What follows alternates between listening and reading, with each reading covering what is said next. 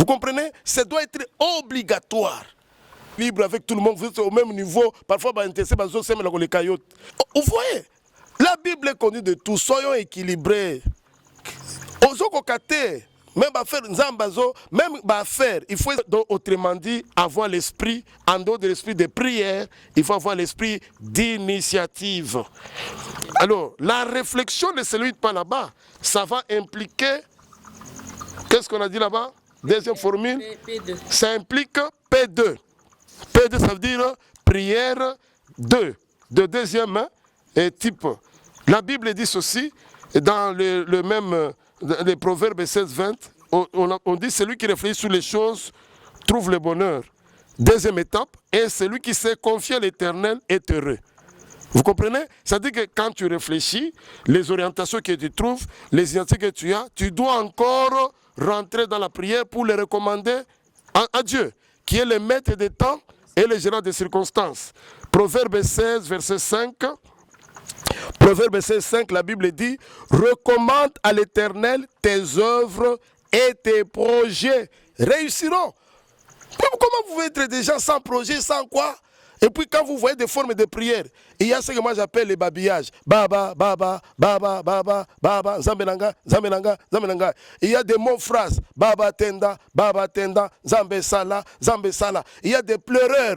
Depuis les bandes, il y a des gens qui crient du matin au soir. Des prières stériles. Qui cherchent même à confirmer des philosophes qui ont dit que la religion c'est l'opium du peuple. Alors que la prière c'est toute une puissance, c'est une opportunité d'entrer en contact avec le divin et de réfléchir pour avoir des initiatives inspirées capables à booster les choses. Vous comprenez? Alors quand on a des projets, on doit encore d'entrer dans la prière, comme la Bible dit, on le recommande à Dieu. Et quand vous recommandez vos projets à Dieu, ces projets réussiront. Pourquoi? Parce que qu'est-ce qui va se passer? La Bible dit, lorsqu'on recommande ces projets à Dieu, la première chose, Dieu va disposer favorablement à votre égard, même vos adversaires. Parce que quand l'Éternel approuve la voix d'un homme, il approuve les initiatives, et il dispose favorablement à son égard, même les adversaires. Vous comprenez? Or, les initiatives que vous recevez dans la présence de Dieu ne peuvent qu'être approuvées par l'Éternel. Deuxième chose, c'est qu'il crée les conditions de possibilités pour rendre les projets réalisables. Dieu va créer des conditions. Dieu va attirer les facilitateurs divins. Dieu va attirer les bienfaiteurs. Dieu va donner des circonstances favorables qui vous permettront à ce que ces projets soient réalisables et réalisés. Donc, troisième chose, c'est qu'il dispose les temps favorables pour que la personne atteigne ses objectifs. C'est le Proverbe 16,7 qui disait « Quand l'Éternel approuve les voies d'un homme, il dispose favorablement à son égard, même ses adversaires. » Ça c'est, vous voyez, hein, le R, donc la deuxième dimension de la prière. Après cette dimension de la prière, P2 implique directement T, le travail. L'esprit d'entreprise. La Bible n'a jamais dit toute prière produit. Parce que le travail, c'est quoi? C'est l'activité de l'homme appliquée à la production, à la création, à l'entretien de quelque chose. Le travail peut être manuel, peut être intellectuel ou spirituel. Le travail est une activité de transformation de la nature propre aux hommes qui le met en relation et qui est productive des valeurs. Beaucoup de choses à dire là-dessus, ce ne sont que des définitions. Ce qui est important, c'est de chercher à rendre potable les choses parce que nous ne voulons pas être philosophes. Proverbe 14, verset 23. Tout travail procure l'abondance, mais les paroles en l'air ne mènent qu'à la disette. Vous voyez, la Bible est connue de tous. Soyons équilibrés, chers chrétiens, chers hommes de Dieu. La Bible dit c'est tout travail qui procure l'abondance. Ce n'est pas la prière qui procure l'abondance. Vous comprenez? Qui est appelé à temps plein à l'église. Non, celui qui est appelé à temps plein, moi ici, je suis appelé à temps plein, vous voyez mes productions. C'est-à-dire qu'il faut aussi établir une différence entre le temps plein et le chômage justifié. Quand un pasteur dit qu'il est à temps plein, et il doit faire 8 heures du temps du travail spirituel comme les gens qui vont travailler. Quand je me réveille le Oui, matin... ça remplace carrément le travail. Oui, oui. Lesquels, parce que nous avons parlé aussi, il y a le travail manuel, intellectuel, spirituel. Vous comprenez? Les quelques jours où vous venez ici, 2 mois, je suis à Kinshasa, vous me voyez toujours écrire. Vous savez que j'ai terminé 2 livres. Déjà. Si vous voulez, vous allez voir là-bas quand vous venez là-bas. Vous comprenez? J'attaque le 3e sur la délivrance financière. C'est-à-dire que les temps là, j'ai le temps de prière. Si je ne prie pas, vous me voyez en train d'écrire, en train de visiter, en train de méditer la parole. J'ai le temps de la méditation. Vous ne pouvez pas être à la maison, vous regardez les catchs, les films, 8 heures, vous êtes à la maison, je suis à temps plein. Vous êtes un chômeur. Parce que Dieu, quand il vous voit travailler, Dieu lui-même, il ne va pas vous faire mendiant. Dieu, si vous êtes un homme de Dieu, Dieu attire des gens pour vous soutenir sans jamais perdre votre autorité. Et on a beaucoup de chômeurs au nom du temps plein. Et quelqu'un qui a le temps plein ne peut jamais souffrir. Oui, ma soeur, Naya la Kinshasa, na 2000, avec 6000 francs à la poche. 6 000 francs congolais. 6 000 francs à la poche, j'étais de Lumbashi, Mbujima, j'ai fait 6 mois sur la Kinshasa. Naïbi Lingalate, Naïbaka Lingalate, je n'avais personne à part un ami qui était d'ailleurs policier. Je dormais dans son salon, mais pendant 6 mois, Makambo échangé. Nabala la Kinshasa, j'avais laissé une fiancée. Donc en 2000 Nabala, j'ai commencé à ma campagne. J'ai roulé. Je n'ai jamais envié quelqu'un qui travaille. Je vais l'envier par rapport à quoi? Aujourd'hui, j'ai 35 livres. J'ai des imprimeries. J'ai l'église. Vous comprenez? Mais c'est le travail. La différence entre celui qui est appelé à temps plein véritablement par Dieu et ce qui n'est pas de Dieu, qu'est-ce qui différencie ça? Parce qu'on ne sait pas le différencier à l'œil. Travailler à temps plein, ce qui est appelé à temps plein, il travaille. Et Batunyoso Batali, Monique ya solo, moto nzamba benga à temps plein. Et quand si vous faites autre chose, vous avez des problèmes avec Dieu. Vous comprenez? Vous ne sentez pas que j'ai la tête d'être aussi même conseiller, même ministre.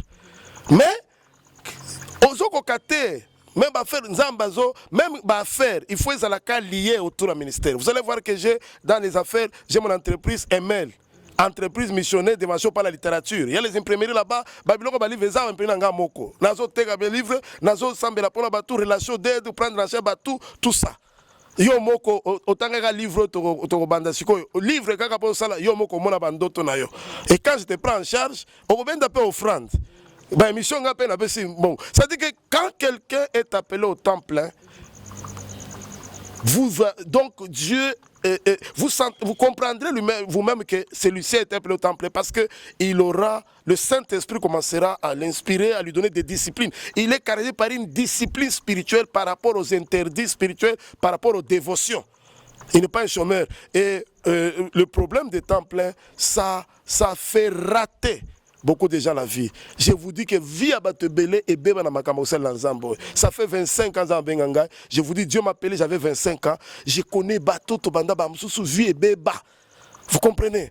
Ils n'ont pas compris l'appel de Dieu. Qu'est-ce qui s'est réellement passé? C'est manque de comprendre ces choses dont nous parlons ici.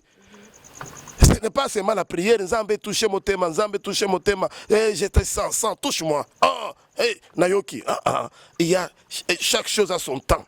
Vous devez travailler. Je vous ai dit, il faut d'abord connaître vos instruments de percée. Paul lui-même faisait même les tentes.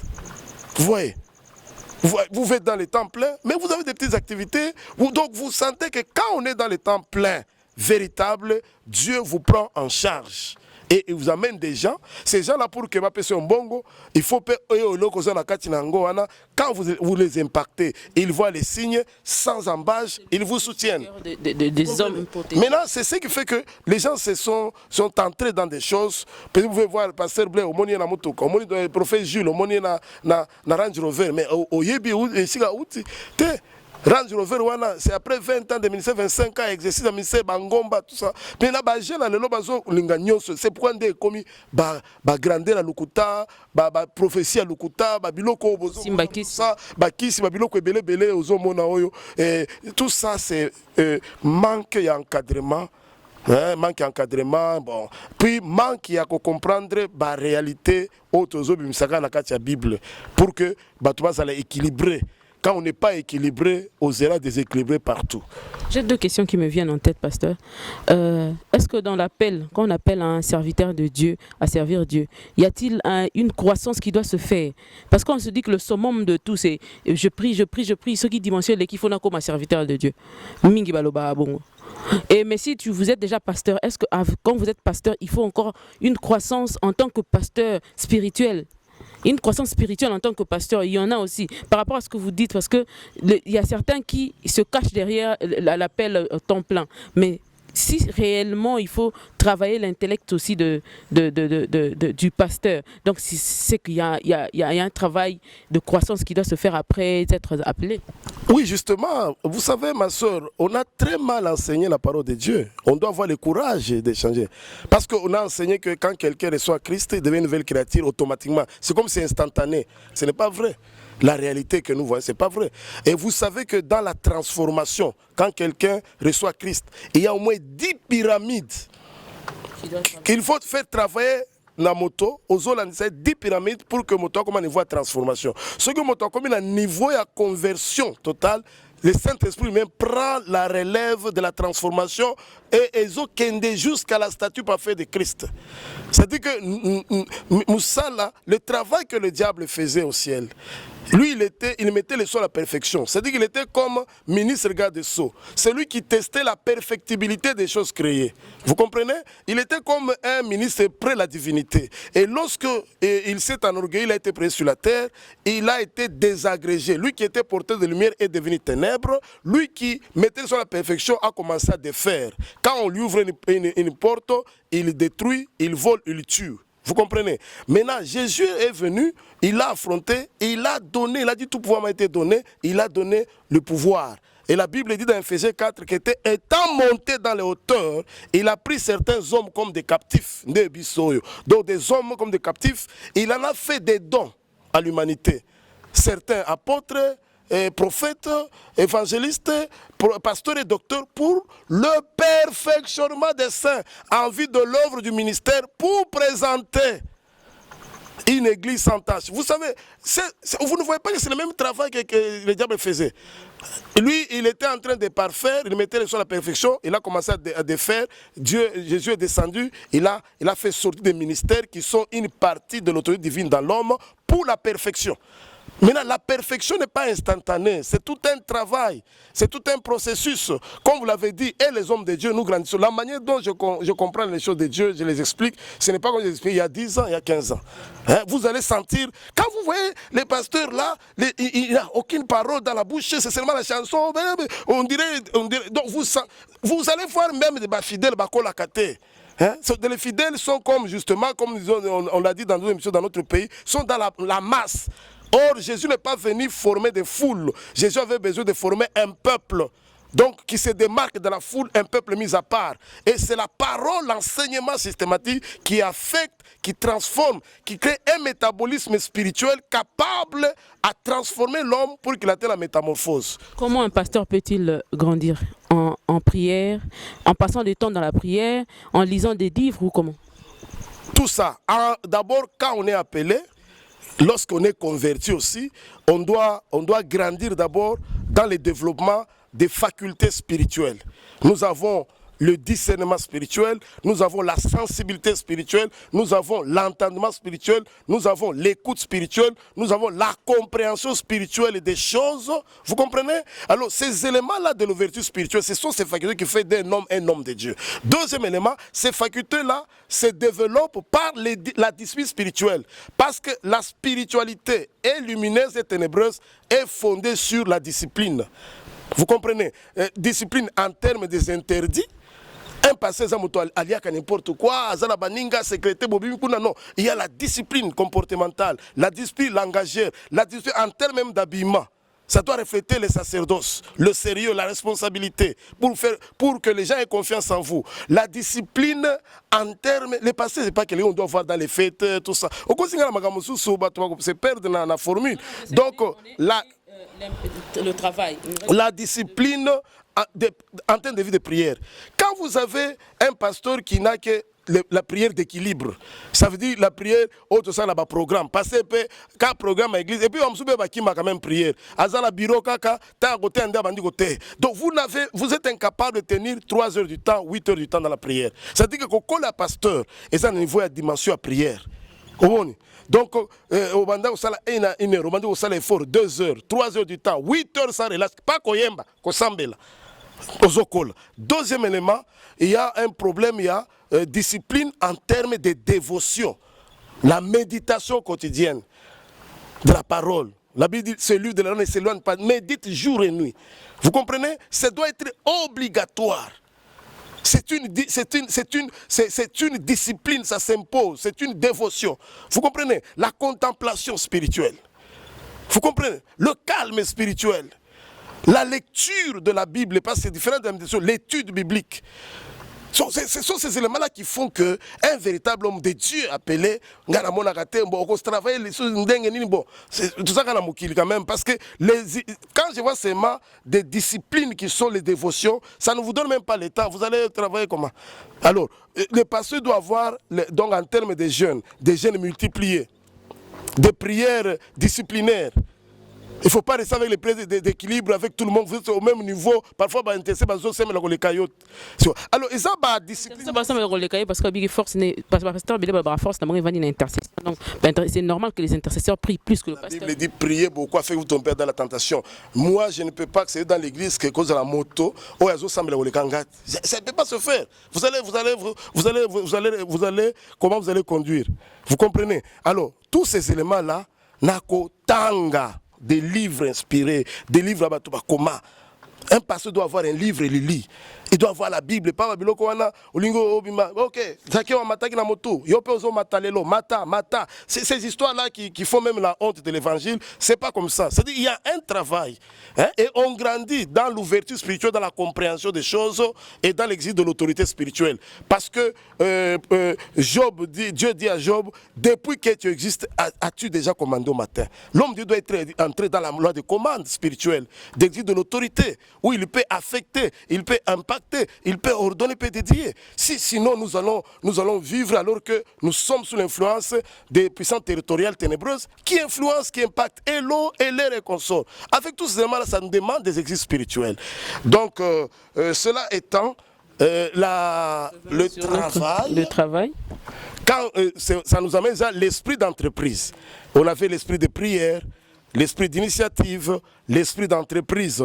C'est tout travail qui procure l'abondance. Donc, tout relâchement dans le travail, la Bible dit, celui qui se relâche dans son travail est le frère de celui qui détruit. Ce qu'on a moussala nayo, tu as un relâchement. Aux autres fonctionnaires, aux autres na nenver kama solo, c'est-à-dire que les autres m'appellent mboka. Vous comprenez? Et aussi, ils doivent être motivés pour qu'ils travaillent. Tout relâchement, c'est plus que la sorcellerie. Donc nous devons avoir l'amour du travail bien fait. C'est quelque chose qu'il faut restaurer dans la nation et dans l'église. Vous voyez? Vous dites que tout relâchement, c'est comme la sorcellerie. Mais ceux qui prennent de l'argent pour laisser passer les gens à l'aéroport, c'est aussi condamnable par Dieu, par exemple. Parce que ça m'a choqué de voir que l'équipe qu'on a mis pour le contrôle de Covid-19, ils acceptent de recevoir de l'argent, un peu de sous, un pot de vin pour laisser entrer toute une pandémie dans ce grand pays qui n'a même pas le moyen pour éradier cela. Comment pouvez-vous traiter des personnes pareilles? Parce que quand j'ai vu ça, je me suis directement référé à ce que vous aviez dit, que l'homme congolais est inconscient.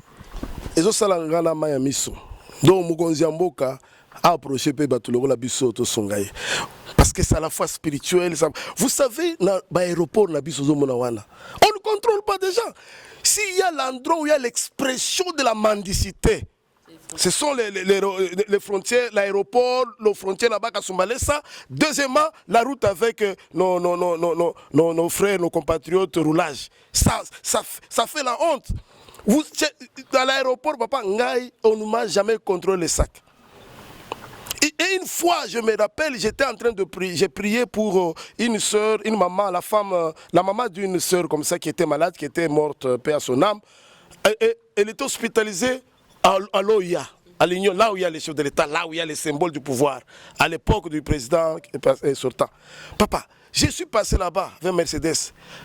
On ne m'a pas que j'ai donné, oh maï, n'a pas 5 000. Et pour le Bogozé qui est belé, parce que, imaginez-vous, hein, les gens qui gardent les chefs de 5 000 francs. Papa, Mokonzi, 5 000. N'a pas 5 000 maï. Vous savez que j'ai commencé à passer, on ne contrôlait même pas les appareils, qu'on sort, tout ça, c'était fini. Vous voyez un peu au niveau où le pays se trouve. Hein? C'est-à-dire qu'à l'aéroport, là, les gens ne contrôlent pas. Ceux qui ont boya, mon conseiller, maï, caca. Eux, ils ont la deuxième, papa, maï, c'est comme ça. On a rendu tout un pays. Nous tous, nous sommes des mendiants à tous les niveaux. Alors, maintenant, par rapport à l'équipe qu'on a envoyée, donc l'homme est affecté, est influencé par les milieux. Ils sont retrouvés dans cet environnement, c'est à la fois spirituel et physique. L'environnement étant pollué, évidemment ça affecte les autres. Ceux qui sont toujours là-bas, l'habitude de toutefois la sensibilité, ils sont insensibles. Ce sont ces choses-là qu'il faut enseigner, qu'il faut mettre de l'ordre. D'ailleurs, on te tue, on te donne des maladies. Il y a des mbassous, des kansonda. Bon, il faut des hommes suivis comme nous, au bout qui ont été affectés et l'ongoué. C'est pourquoi nous disons que une autorité spirituelle doit savoir, une autorité même politique doit être capable d'être autorité aussi spirituelle ou de s'entourer avec des hommes spirituels, pas évangéliques. Les évangéliques marchent par la foi, les spirituels marchent par l'esprit. Ils conçoivent les réalités spirituelles. Votre numéro de contact? Donc, mon numéro de contact, d'abord WhatsApp. Hein? Aujourd'hui, je vais donner WhatsApp. 243 84 071 07 24 plus 243 84 071 07 24. Facebook Blaise Mutombo. Vous allez me voir.